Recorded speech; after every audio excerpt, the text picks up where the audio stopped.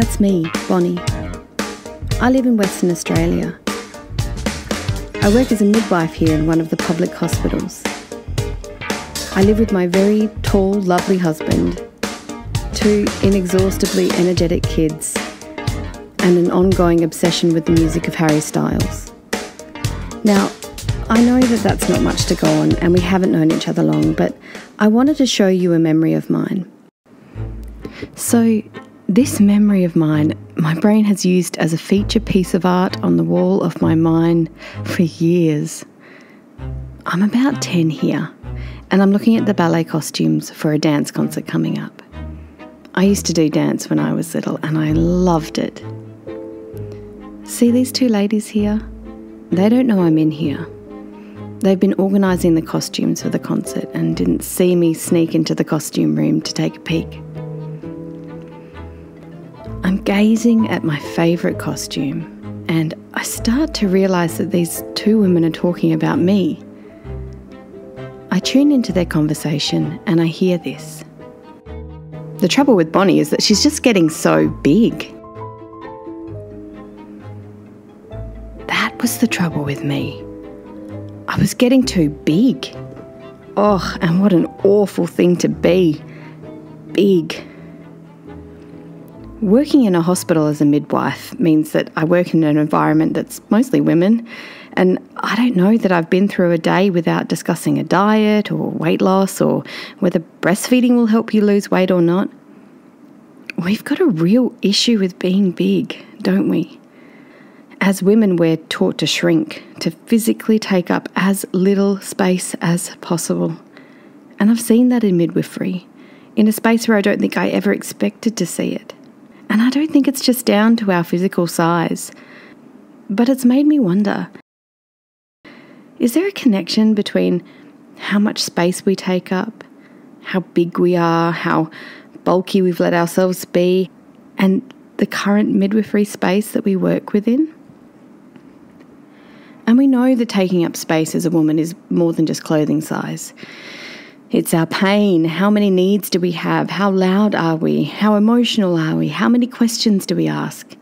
And I think we can find out what I'm calling our FMI, Female Mass Index, with some reflective questions and calculations.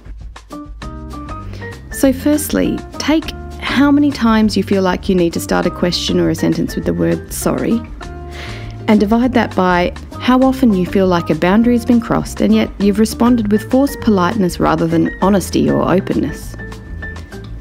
So take that number and then multiply it by how often you say yes when your instinct is to say no. And then finally add to that the number of seconds it takes you to minimise your feelings when you're angry. How we feel about anger can be a key way to see how much respect and trust we carry for ourselves and how much space we feel comfortable to take up. I know so many of us working in this space have consistent anger that we live in, and so often we try to rid ourselves of this anger because we've been taught that anger is a big, unhelpful, uncomfortable, ugly emotion. And I see it every day. We're surrounded by choices, practices, policies, ignorance and patriarchy that makes us angry and uncomfortable.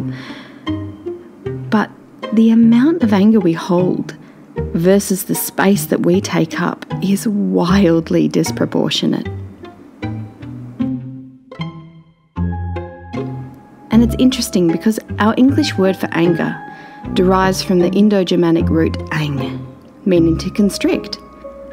And ang is the same root word for our English words angst, anxiety, angina, and in angina the blood supply to the heart is constricted, and when we feel anxious our breathing is often shallow, reflecting our physiological state of constriction. Ladies, we are living in too narrow a space. Soraya Chemily is a writer and activist centering in on women's equality and female anger. This is a snippet in one of her public talks where she presents some perspectives on anger. Have a listen. Anger is a human emotion, neither good nor bad. It is actually a signal emotion. It warns us of indignity, threat, insult, and harm. And yet, in culture after culture, anger is reserved as the moral property of boys and men. And so we teach children to disdain anger in girls and women, and we grow up to be adults that penalize it. So what if we didn't do that? What if we didn't sever anger from femininity? Because severing anger from femininity means we sever girls and women from the emotion that best protects us from injustice. What if instead we thought about developing emotional competence for boys and girls? The fact is, we still remarkably socialize children in very binary and oppositional ways.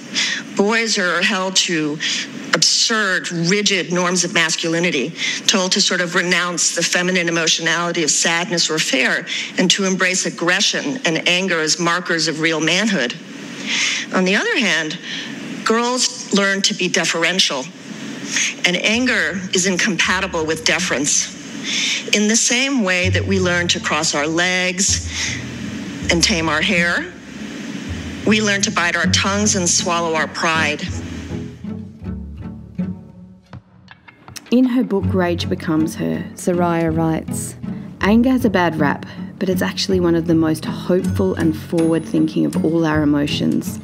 It begets transformation, manifesting our passion and keeping us invested in the world.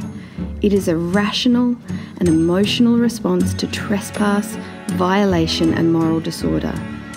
It bridges the divide between what is and what ought to be, between a difficult past and an improved possibility." For the years and years that we have restricted and dimmed down our anger, perhaps we have been putting years and years of distance between our difficult present and that improved possibility our anger is signalling us to. Samaya also says that anger is the demand of accountability. It is evaluation, judgment and refutation. It is reflective, visionary and participatory. It is a speech act, a social statement, an intention and a purpose. It is a risk and a threat, a confirmation and a wish. It is both powerlessness and power, palliative and provocation. In anger you will find both ferocity and comfort, vulnerability and hurt. Anger is the expression of hope. In birthwork, we are so often required to hold space for opposition. We hold space for the incredible pain, which is bringing life and love. We hold space for maps when we know the unpredictability of the birth terrain. We hold space for the individuality of a woman's body in a system made for carbon copies and predicted parameters. This description of anger by Soraya made me realise how much of anger is the ability to hold space for opposing acts or thoughts or feelings, all the while not losing hope.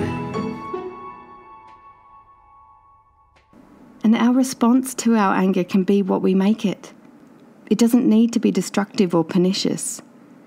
This is my anger that you're watching now.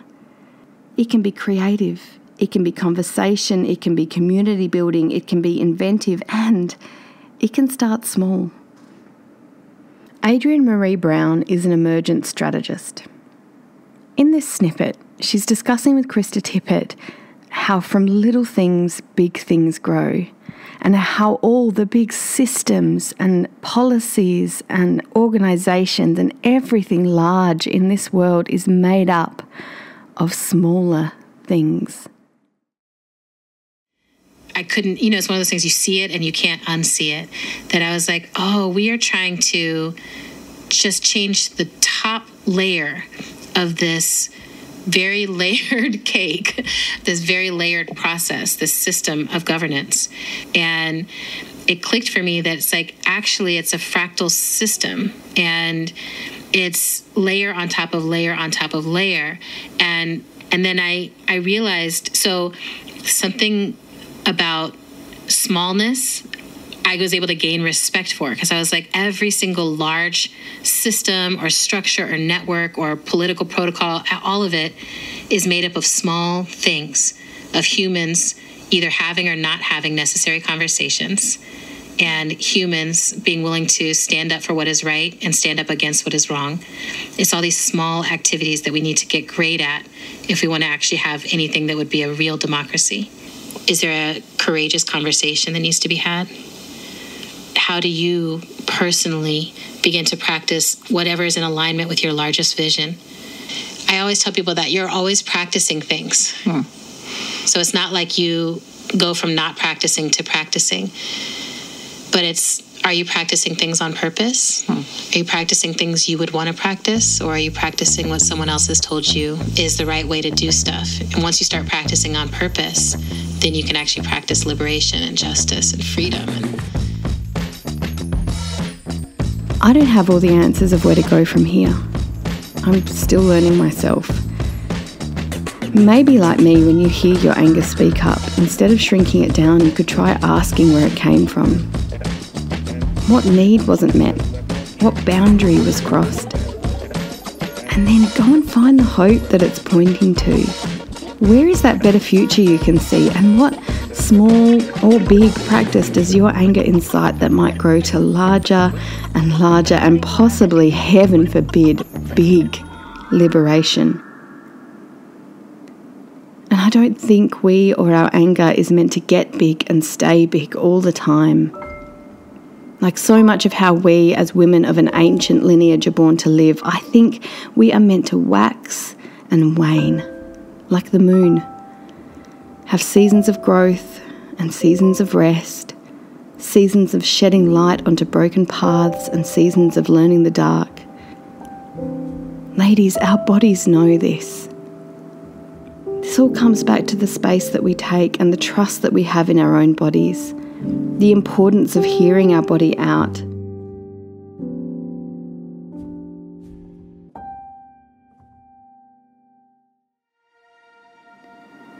Can you imagine, just for a second, that instead of our time being devoted to shrinking our bodies, our needs, our voices, our impact, it was spent taking up space to honour and connect with our bodies, listening to that ancient innate wisdom we've been told not to trust?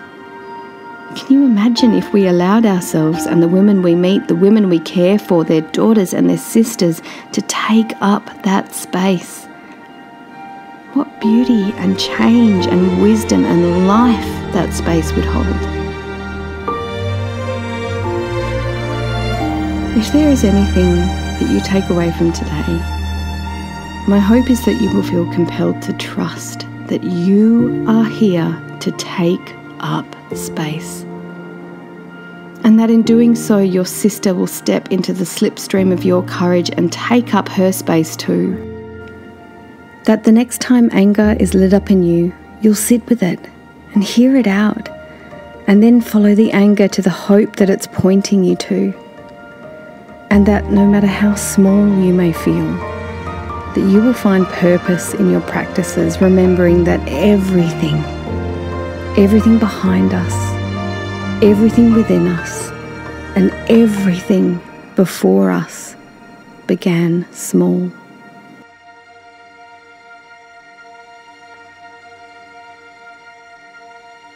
Sometimes now when that memory pops up in my head and I hear those words, the trouble with Bonnie is that she's just getting so big, it gives me hope that maybe I'll be big enough to make a difference.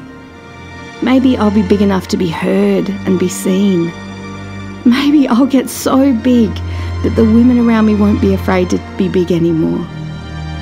And I will see woman after woman after woman rise and take up space, all because I was getting so big. You do not have to live small, like a post-it note of a person. You do not have to live pressed under the weight of someone else's wishes. Step out of the shape you've been folded into. Be inconvenient. Be bulky. Be big. It's time to unfold. It's time to rewrite.